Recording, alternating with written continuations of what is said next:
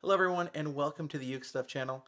Today we are going to do a tutorial for the ukulele play-alongs of the 1965 Impressions hit, People Get Ready. Now I just want to talk about the song a little bit before we start looking at the chords and everything. So first of all, I want everybody to know that I've been working on this song for a little while. During the COVID safe at home period of time, a lot of friends of mine were broadcasting on Facebook Live, and one night my friends Anita and Sarah played and sang this song, and I thought, oh, we need to do this one as a play along. And I happen to live in a suburb and teach in a suburb of St. Paul, Minnesota, which of course is a twin city of Minneapolis. And as we all deal with the implications of the murder of George Floyd, this song is more appropriate than ever. So a little bit about the song. I'm going to be reading and looking down, and I'm not wearing my glasses. Rolling Stones called this song the 24th greatest song of all time, and it is also placed at number 20 in the list of 10 greatest guitar tracks. It was included in the Rock and Roll Hall of Fame's 500 songs that shaped rock and roll. It was named by one of the 10 best songs of all time by Mojo Music Magazine and inducted into the Grammy Hall of Fame in 1998. In 2015, the song was selected for preservation by the National Recording Registry due to its cultural, historic, and artistic significance. And Martin Luther King Jr. named the song the unofficial anthem of the civil rights movement and often used the song to get people marching or to calm and comfort them. By the way, that's all straight from Wikipedia, and those little blurbs are all facts. So, very, very important song in our history, in our nation's history, and a song that continues to be important in our times today.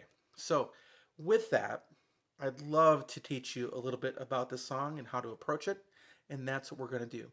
So first, we'll look at the chords you need for GCEA ukulele, and there are two different keys, so be aware of that. I believe it's C and D.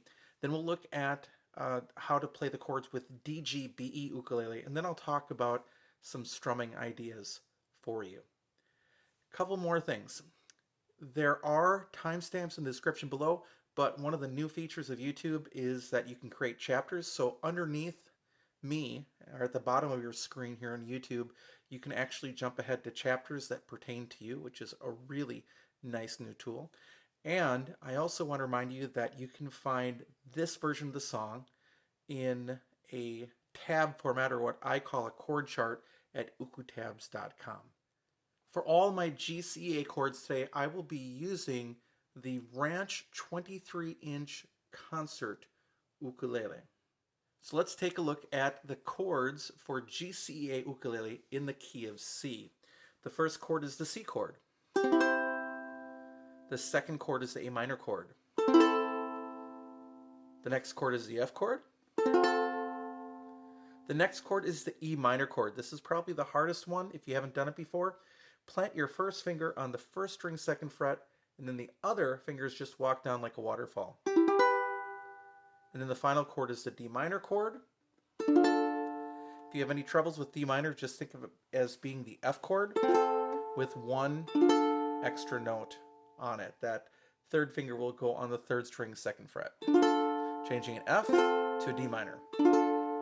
And those are the chords you need for GCEA ukulele in the key of C. Now let's take a look at the chords you need for GCEA ukulele in the key of D. The first chord you're going to need is the D chord, and there are a number of ways you can play it. I'm going to even show you one extra one. So the way that I normally play it is I use my first finger at the top of the third string second fret. And then I put my second finger over it to the fourth string second fret, and my third finger goes to the second string second fret. It makes an upside down V shape. That's how I normally play it. I do know some people that will play it fingers 1, 2, and 3 on strings 4, 3, and 2 and try to get all their fingers in a line.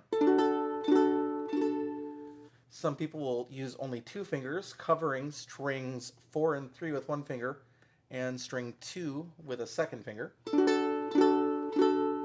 And then there are some people that will try to play it with just one finger. They'll use their third finger and bend it like that so that they can hit strings 4, 3, and 2 and leave the first string open. Whatever works for you, use it. Now, for this song, you may want to play the D chord with a bar chord. So what you'll do is take your first finger and cover all the strings at the second fret. You want to be near the metal fret. You want to make sure that the little the little lines on your finger don't line up with a string. You have to be off a little bit from those lines so the string doesn't sneak up there. But then, if you're holding your ukulele steady with your right hand, you can pull against the fretboard like you're going to launch something off of it. And if you just pull with your finger there, like you're going to pull against the fretboard, letting gravity do the work, you should get a pretty clear sound. Then, for the D chord, you can use your pinky 3 frets down, like it was a C string. So you can also use that D chord. That's going to take us to our next chord, which, regardless of how you play D, the next chord is going to be the B minor chord. So if you keep that bar chord across the second fret, then play the 4th string with your third finger. That's the B minor chord. So you can see how if you're going from D to B minor, it's very little motion. It's pinky to third finger in that song that way.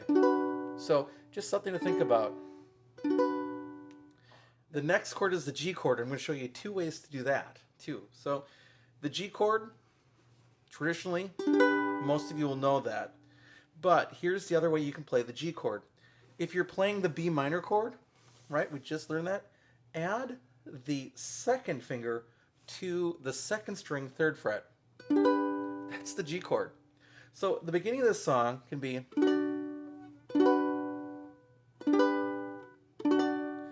and you're doing everything with a bar chord. So you can do that as well, and it makes it a little bit easier in this particular key. The next chord is the F sharp minor chord. There's no real secret to this one. Remember how I made the D shape? The F sharp minor is kind of cool because it's just like the D shape, but you move the first finger up. So with the F sharp minor, the first finger goes on the 3rd string 1st fret, second finger goes on the 4th string 2nd fret, third finger goes on the 2nd string 2nd fret. And that's your F sharp minor chord. And then the final chord here is the E minor chord.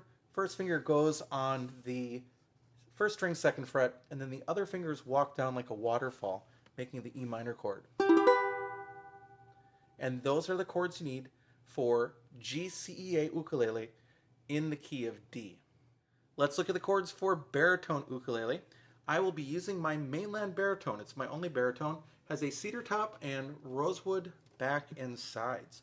The first chord will be a D chord.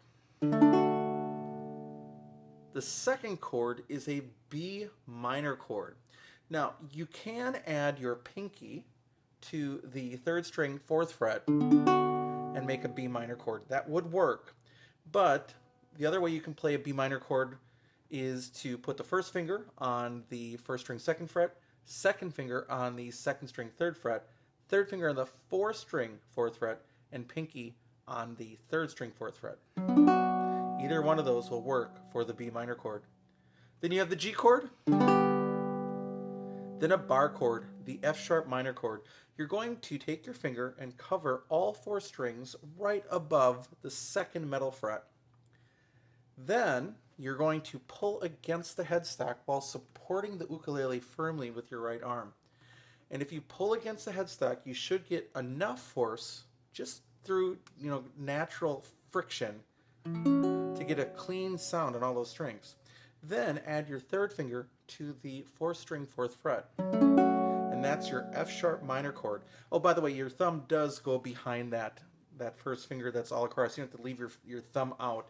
But the thumb can just support lightly without feeling like you have to over clench to do it. You let gravity and force do most of the work without your actual thumb having to do it. And then the final chord is the E minor chord. And those are the chords you need for baritone ukulele, DGBE. All right, let's talk strumming. I'm just going to give you one strumming idea for this song, and I think it works really well, although there are a couple things you can play with when you get comfortable with the chords. I'm going to suggest that, believe it or not, you use the island strum with this song. It's going slow, and you're going to be jumping chords ahead of their normal time in a straight 4. So the chord changes go bum, bum, bum, bum, bum, bum, bum, bum, bum, bum, bum, bum, bum, bum, bum, bum, bum, bum, bum, bum. So you can hear that's going down, down, up, down, down, down, up, down, up. And it's just jumping those chords early. Now, I'm going to put up the chords in the key of D for the moment, which will work on GCEA and baritone ukulele, both versions. But it gets a little tricky with that B minor jumping from D to B minor, just so you know. You can use, again, the alternate D that I showed on GCEA ukulele, where you can play it as a bar chord. And we'll do both those here, and then I'll also do it on C on GCEA ukulele, because I know some people are going to want to use the easier chords, so I'll just make sure you can hear it there that way too. So here's how this is going to work using the standard chord shapes. Start on the D, down, down, up, then you get up, down, up, then you change to the G chord. And then down, and then back to the D chord. All right. If I go faster, it's a little bit easier. Down, down, up, down, down, down, up, down, up. Now, if you want to use those alternative fingerings, which is actually kind of like playing it in C, but with a bar chord, you put your finger across all 4 strings, and then you're going to play these alternative shapes that I talked about in the chords. So you get this, you get the D chord.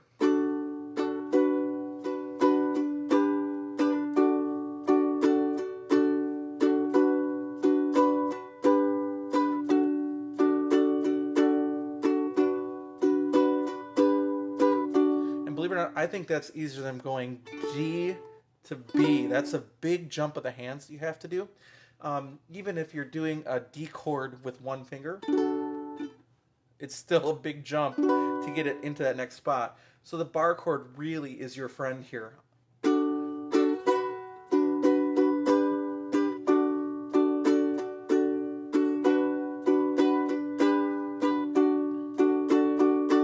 Let's do it on baritone just for fun. Now I'm going to use the easier way to play B minor on this as well. So you've got your D chord, then I'm going to add my pinky on the 3rd string 4th fret. Then I'm going to switch to the G chord, then back to the D chord. So sound like this.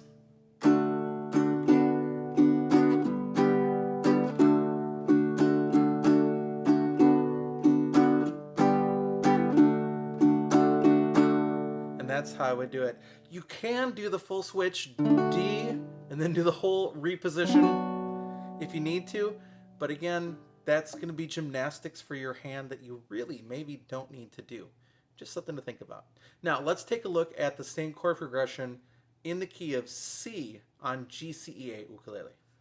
So in the key of C is where many of the people that use these videos are going to feel most comfortable, because these are the chords we hammer out all the time. And it's going to be that same progression. Down, down, up, down, down, down, up, down, down, down, up, down, down, down, up, down, up. Now, I was playing around with some other things just for fun. If you roll your thumb across all the strings on the C chord and the F chord, or if you're in the key of D, it'd be the D chord and the G chord, you're going to get this kind of feeling.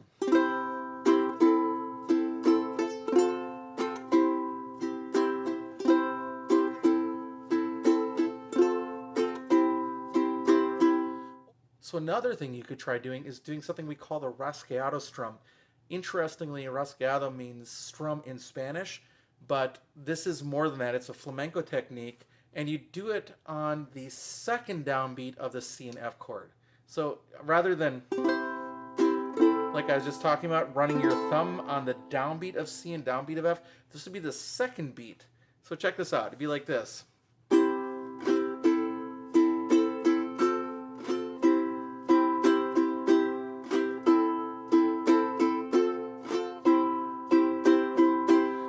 lots of things you can do there, and you can try putting in other strums, other techniques, other things if you want to. But I think that island strum is going to work really good for this song. It's going to sound great with the recording. And then there are big pauses for the guitar solos. And no, I do not have the guitar solos tabbed out for good reason. It would just be a ton of work for a play along. But if you want to learn them, I am sure they are tabbed out there on the internet somewhere. So that's all you need to be successful with People Get Ready. It's a great song. It's still a song for our times, and I hope you enjoy playing along with it. So thank you so much for watching the video, and I will be back soon with some more uke stuff for you.